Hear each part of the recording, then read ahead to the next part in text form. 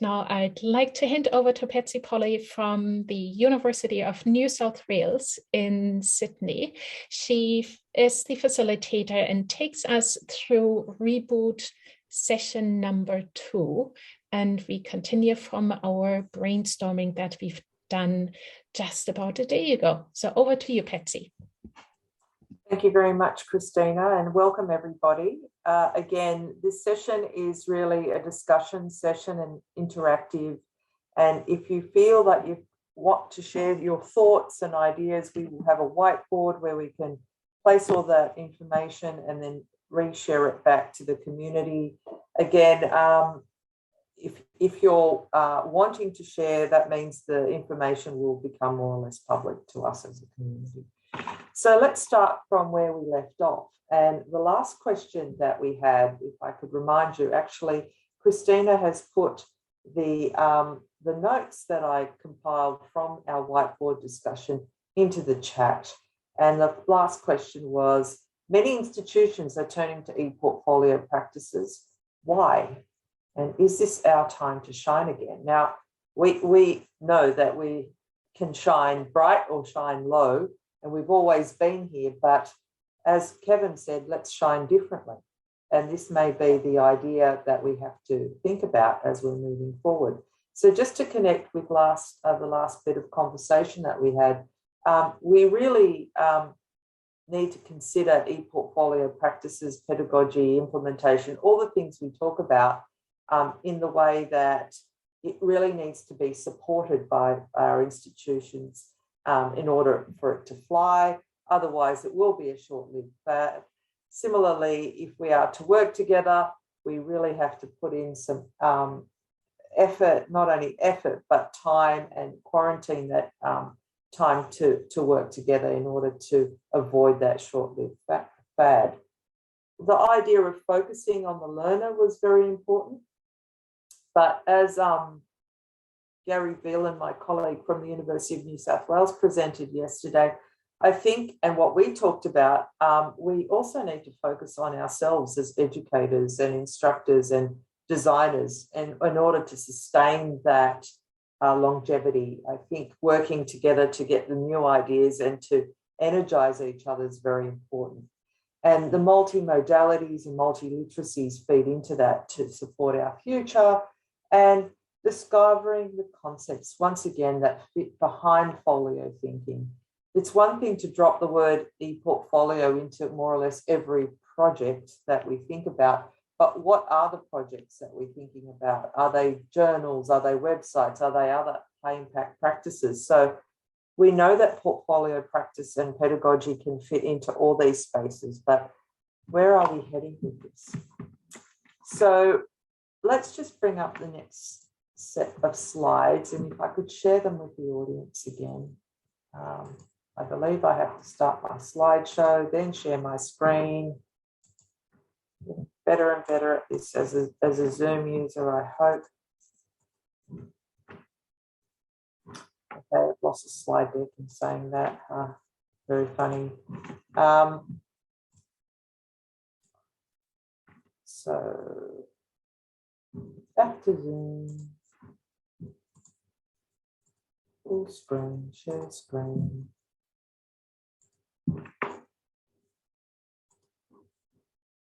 Now the problem is this isn't full screen, but that's okay. I think we've got the message here.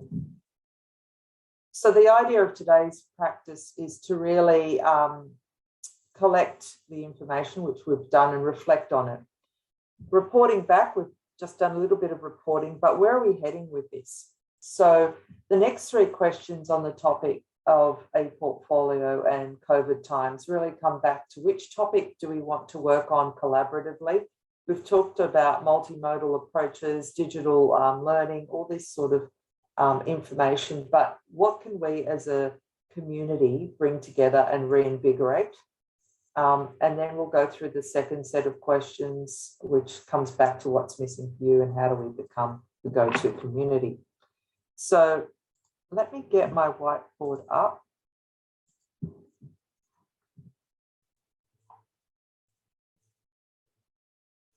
So the first question comes back to what topic would you like to work on collaboratively and reinvigorate? Is there anything here that is really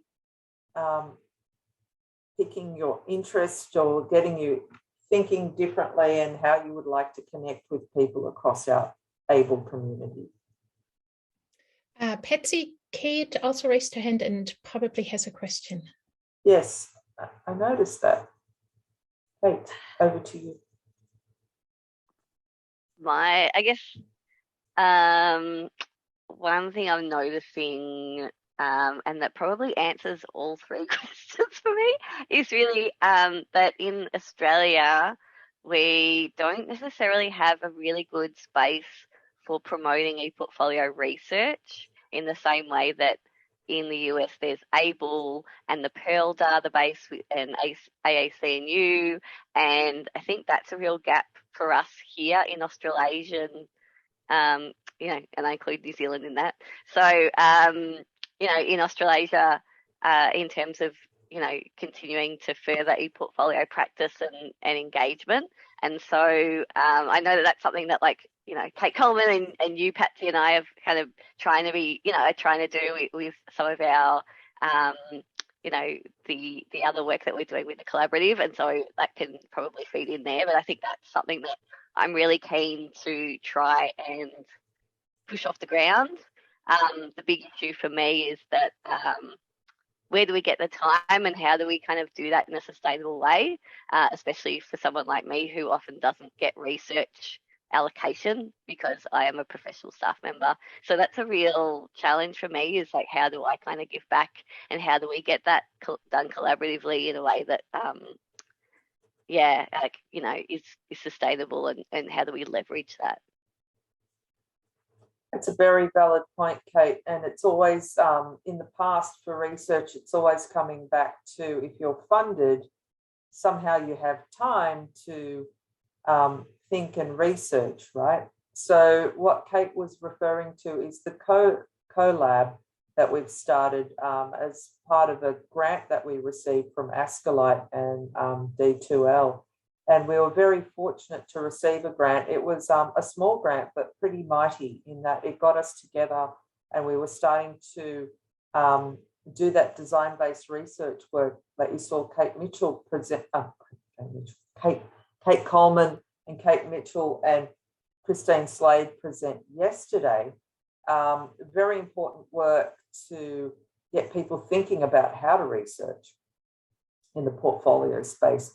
So if we can get some intersection across the communities, I know ABLE has got a long-standing record here, but again, feeding in and creating this international network of labs, it would be very good in terms of selling back to the Institute that this is happening, it's a network, we need time for it.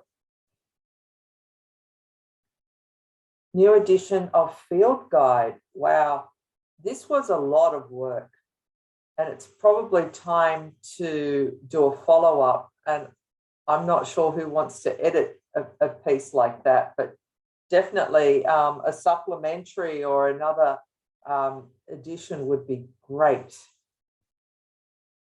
So Kevin, you're talking about aggregating research. Can you speak to that? Because that could speak into your Shine Differently concept. Well, so part of it is that making people aware of what already exists, right? And so even though there may be a limited amount, Kate mentioned Pearl and other databases that basically pull together references to research and make it easy for people to find. And so if you want to do that down under, then one way to think about it is creating a project that just has a bunch of people volunteering and contributing one or two things is more than the one or two that were there before.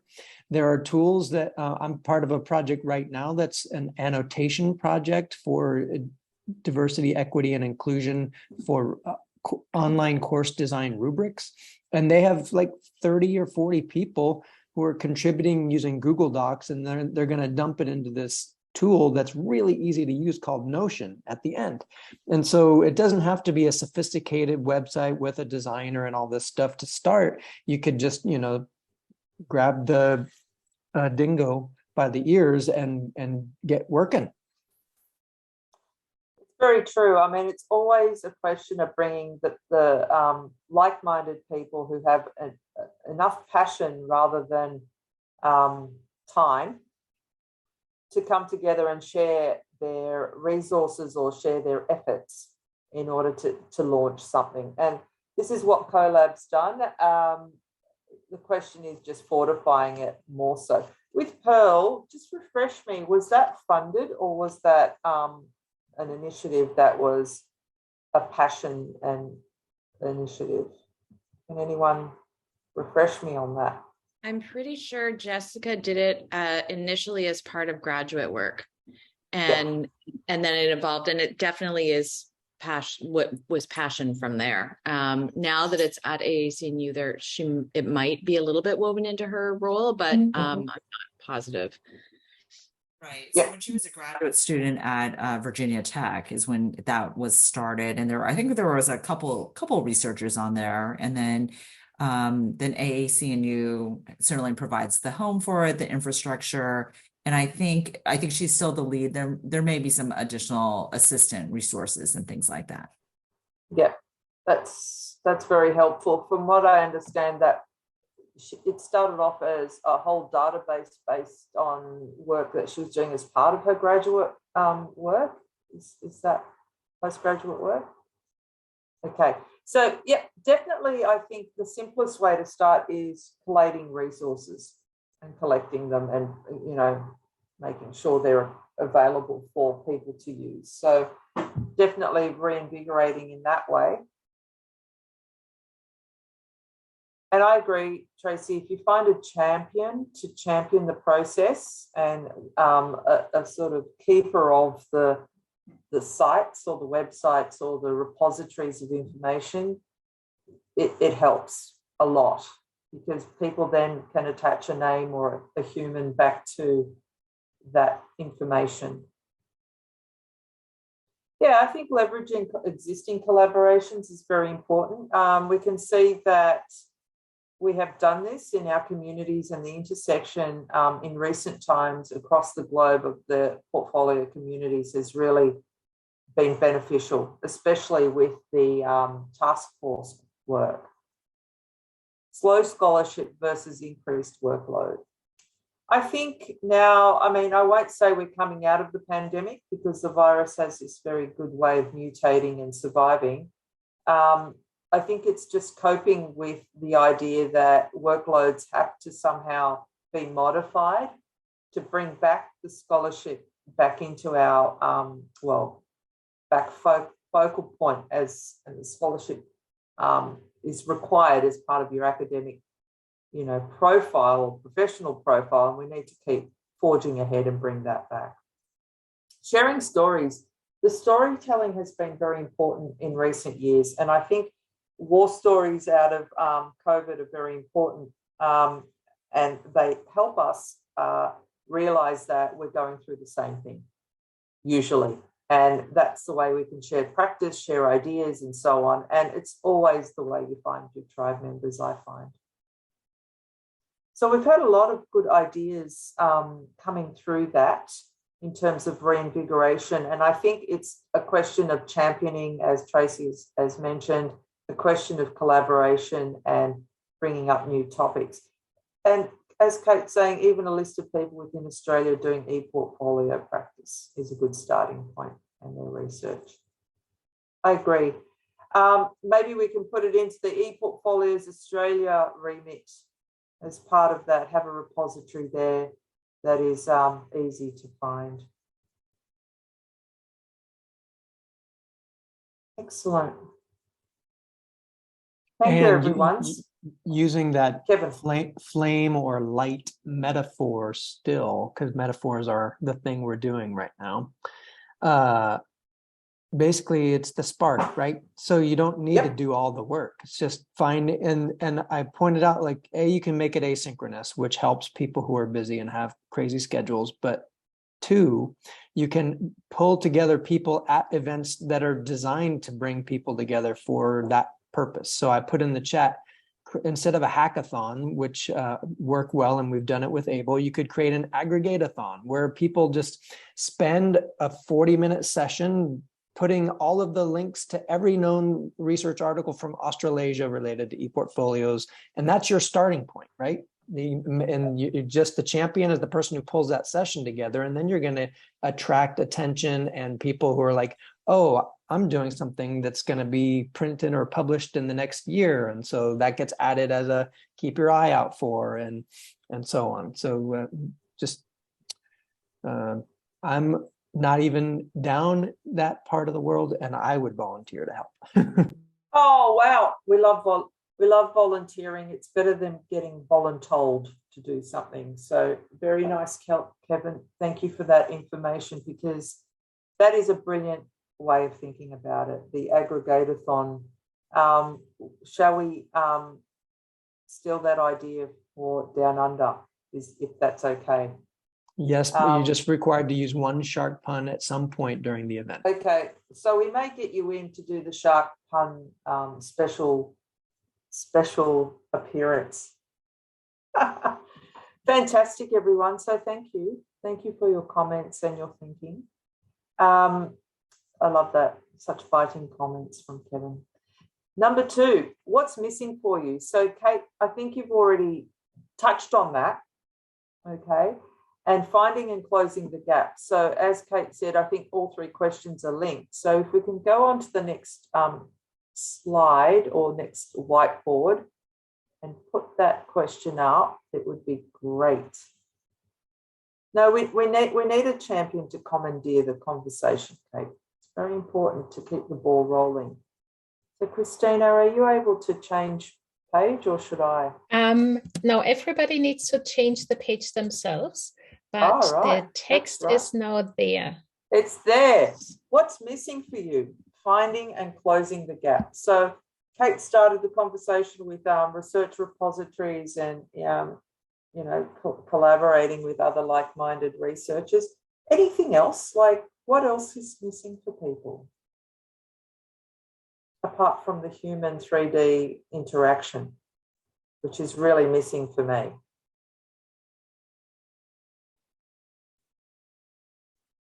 Do you find that we work better when we're doing research or scholarly activities when we actually meet face to face and have that brainstorming interactivity, that energy in the room? I find the energy in the room is missing at times. What do people think of that?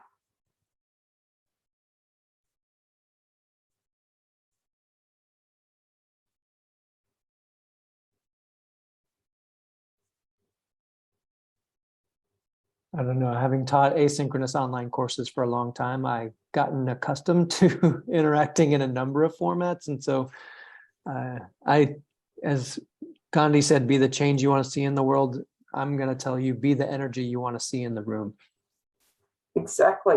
So how do you do that, Kevin? How do you create energy? Because there's storytelling, there's personality that comes through, but what else when people start to sort of disappear or get tired?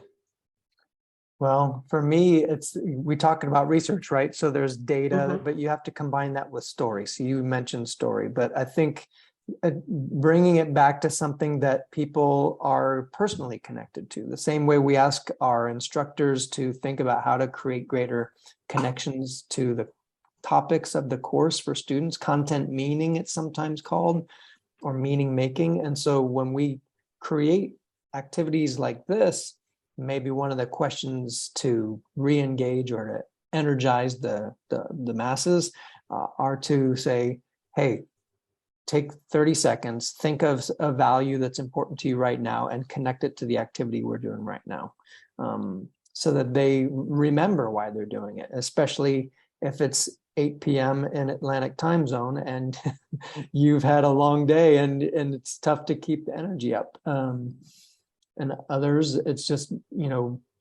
pulling in people who have the ability to get people excited about something.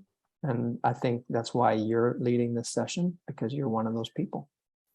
I hope so. Thank you, Kevin. Thank you for the sponsorship.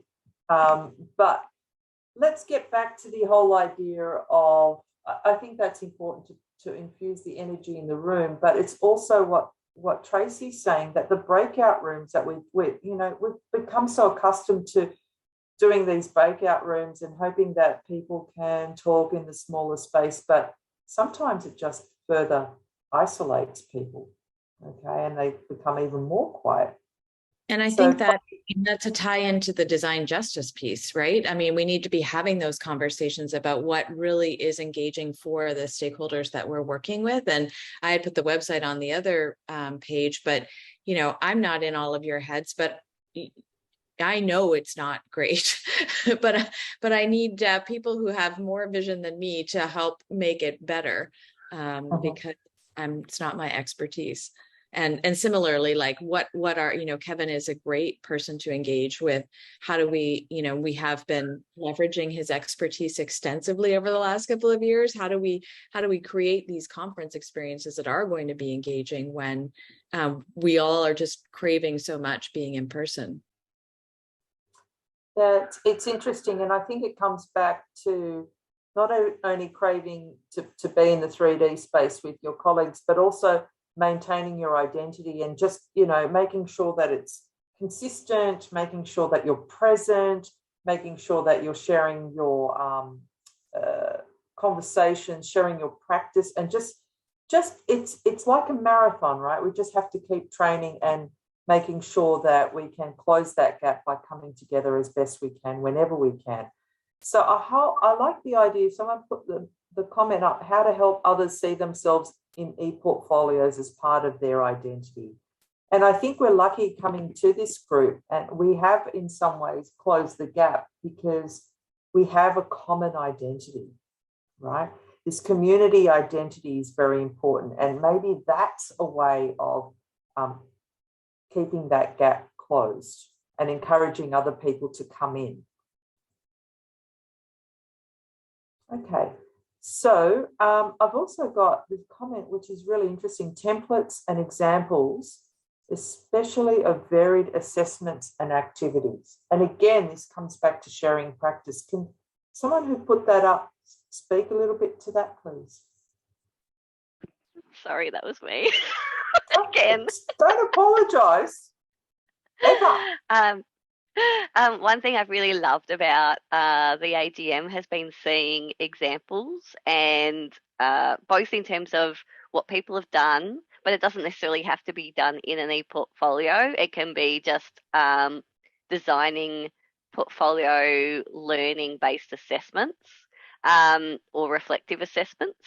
So, and then part of that has also been about demonstrating the process of how that's been designed and redesigned, which I think is really just showcasing practice, and then having examples can really help provide a bit of an inroad for people, I think, because I think people get scared about taking on new pedagogies and technologies because they can't, you know, it's a lot of work, and then also they can't see how they can apply it or see how it's relevant to their context. And so I think the more ways we can kind of unpack that for people and do that in different contexts, it helps really bridge that gap, and also shows that it is something that is achievable and it isn't just this kind of out there innovative practice, which I think is really important if you're trying to get more of a critical mass of teaching staff to think about e-portfolios or e-portfolio practices and bring that into their teaching. So what would be the best way to go? Something like workshops every so often, like drop-in sessions, because sometimes they're not that well attended if there's too many of them, right? So definitely sharing practice. For example, I'd be happy for anyone to contact me or run a workshop on how the fellowship program worked, right? And you don't need, money is important in terms of releasing time in an institutional context, but you could be a band of people working together and working out the actual process of how to implement something, or speak back to the Pro Vice Chancellor's office, or provide a document, for example. Okay, so I like the idea. I think in the digital space, I'm going to wrap up question 2 with this, find a different format to the 1 hour meeting. So maybe this is a way of closing the gap, having several little gap fillers that are not 1 hour sessions, but smaller sessions that, you know, we can meet, you know, as teams throughout the year. I know we do that for our board meetings. I know that we do that for ePortfolios Australia, but maybe just collaborative drop-in sessions where we get people together and create a spreadsheet of people that want to meet.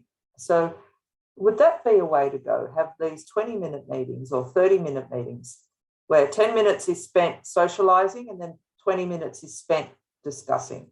What do people think about that?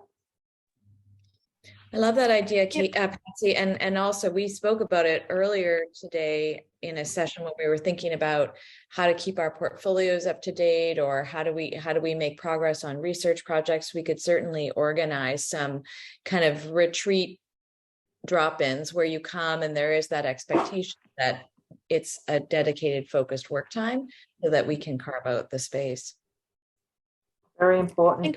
And sorry. No, finish your sentence, Patsy. It's funny, you know, Kate Coleman and I have had these conversations over the years that we've been very good in the ePortfolio world in terms of implementation, practice, pedagogy, but the research aspect is becoming more of a conversation point. So maybe we have to ramp this up somehow across our contexts. So yes, maybe the drop-ins, and we figure out a way of creating a collaborative space that we can join every so often. Christina. I think one thing that has become really apparent for me during the pandemic was that now everything is way more scheduled. So you don't have these incidental conversations as much, because if you want to talk to somebody, you send a chat message first and say, hey, can we talk, or can we schedule a meeting, instead of just walking over to them and talking to people. And so I wonder if we can actually leverage technologies like a chat channel, where you can also see who's online. If somebody sets the status to online and not invisible, and help with those drop-in sessions, so that, you know, okay, I'll go online first in the chat and see if somebody is around and wants to chat now, rather than necessarily always, okay, it needs to be in 2 weeks' time first, and things like that. Of course, that doesn't always work, because people are in meetings, are teaching, or want to do deep work, concentrated work. But in some other places, a chat could also help to have very short conversations or just quick catch-ups, whereas email to me seems very much, okay, this is a big piece of work, now I want their total attention, whereas chat is more, okay, here's a little bit of attention and I can ask a quick question, just a half-liner or one-liner, and be done with it, or just a quick comment rather than something substantial. Yeah. Very, very important. I know at our place we use Teams quite a lot. So we create team sites for this sort of thing. So it would be great to have something like a research retreat site where people can drop things in whenever they can. And if we're online, we can come together quickly via a site. So I don't know how this may happen for Able or ePortfolios Australia, because we're using different systems. So maybe we have a Teams thing. Anyway, just a thought. Maybe Christina and I can think about that. Christina, how would you feel about that? Create a space for us to show up to. I think it's definitely worthwhile. It probably needs a bit more input from people, because, as you say, everybody uses different tools and they are not necessarily compatible. And of course, what we want to avoid is a multitude of tools and people installing more and more things and then forgetting about having to sign on to one. So it's certainly something that if there's time to see what we can find out at the forum potentially in October. Okay, let's work on that further as a to-do. Okay, folks, so that sort of brings us to the next question, and it's sort of a crazy question, because we are the community of experts, in our minds, I hope, and in reality, but how do we become that more and more for the outside world? Because I think the outside world is constantly evolving. So it's very interesting, for example, at the University of New South Wales, I've got to keep talking about our community of experts that they are present at the national level, at the international level.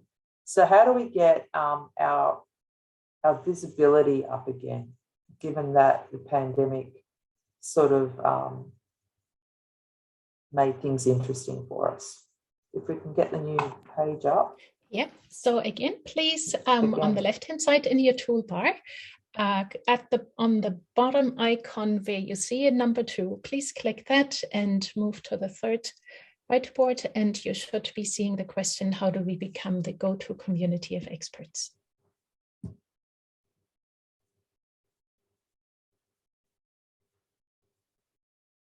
So I guess it's all a question of, again, the visibility piece. So if there was a document there saying Patsy is good at creating a process of pedagogy at a research-intensive university or something like that. So people may come and talk to me about how did you get stakeholders involved when they're not interested initially in doing the work. So I guess maybe a repository of experts that sit on our websites for various things, or people that have worked with various platforms, for example. Yeah, like as Tracy's saying, like a speakers experts bureau. I think we're just a bit too hidden, or we need to unearth ourselves again now that the pandemic, I won't say it's over because it's not, but the pandemic caused us to, you know, retreat a little bit. And part of that Social awareness, media. a part of that awareness campaign, Patsy, means that in addition to, not instead of, presenting at ABLE and ePortfolio Australia, ePortfolios Ireland, that are all dedicated to ePortfolios, we need to start presenting at the Professional and Organizational Development Network, POD, or EDUCAUSE, or other kind of closely related but not focused on ePortfolios as much, so that they can see, oh, there is a group of people dedicated to this. There is a community of experts that we should go to. But it's out of sight, out of mind, because we've been working in a global sense and yet in a very small community when you think about all of the educators and professionals that are kind of in the closely related fields. Is that because ePortfolio is a sort of practice that can move across many fields, but it's not a, it is a field in itself, but it's, what am I trying to say? It's implicit and explicit at the same time in terms of a practice. But something Jeff Yan said in one of the sessions today reminded me that people don't realize that they're using electronic portfolios or folio thinking because they've called it something else. And so exactly that. Really kind of pulling again at how do we increase the visibility of our work and make those connections. So when we're on social media, we're not just promoting what we're doing, but we're making the connections between what we're doing and what others are doing and that are calling it by different names. Exactly that. And I think the identity piece of not only a practitioner, but back to the practice. You know, I mean, when I was doing my medical research, I was known for this particular technique, right? It was part of my identity. So I think the whole idea of how do we become that person, ePortfolio is a chunk of us as well. And we sell that up. I think it's very important. Okay, so I think the partnering with other organisations is very important. Who raised that point, because it really leverages off what we've just been talking about. Kate, you have your hand up?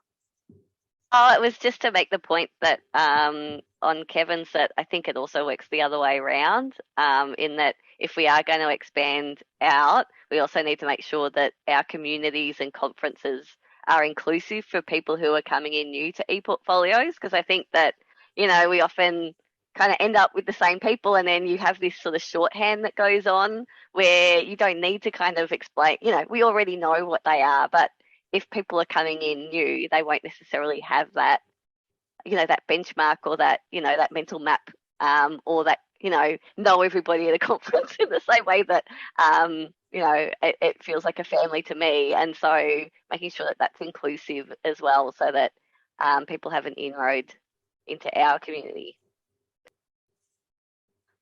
Okay, so that's very important. And is it a way, I know the AAC&U conference dedicates a day or some time for ePortfolio reporting. Do we sell that up in our local conferences and say, look, you know, can we have a session on ePortfolio practice if we've got, you know, like-minded people or like-minded presenters attending a conference like that? Is there something that we sell up to HRSA in Australia or somewhere else? Yeah, and that's where I was going with the partner idea. It and maybe a better word, I was trying to edit, but I'm not good at this. Might be like affiliate, you know, and so there are some organizations where we do have a presence, but we aren't very good at making that explicit on our website yet. And I think you're quite right. You don't know what you don't know. So if you're not using the language and you're not aware that the practices you're engaging in are in fact portfolio practices, then there needs to be some assistance there in helping people to make the connection without sort of saying, boy, aren't you silly? You're actually talking about ePortfolios, because I think the language is often the big challenge. And I think it does take us explicitly, like I've been frustrated with that for years, that when I go out, I'm always putting ABLE on my slides. When it doesn't matter if I go to a history conference, I talk about ABLE when I go, you know, at any kind of event. And it's kind of an age-old problem, you know.